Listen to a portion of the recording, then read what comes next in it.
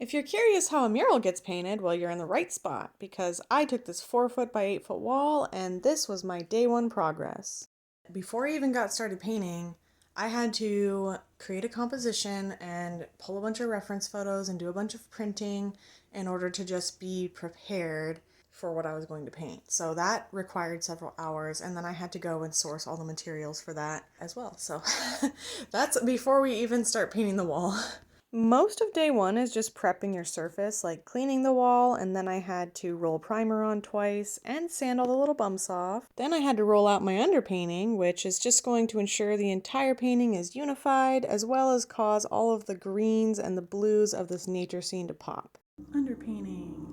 Now the next step is getting this complicated landscape scene proportionately and accurately onto the wall. I thankfully have a projector, which makes this process a lot faster, a lot easier. Or a lot of people like to use the grid method, which is where you have to by hand draw everything out correctly. Which of course is a skill you should have, but thankfully I didn't have to do it and therefore saved myself hours of work. And yeah, pretty much every single next step of this painting is just painting. And I realized pretty quick that I have quite the undertaking. I also realized I didn't bring a palette, so I was mixing my paint in cups, which is good because I only had a couple hours for painting this sky anyways. I just kind of spent the rest of my time getting these blues down and a couple basic clouds, so here's how my day one went. I hope you stick around for part 2.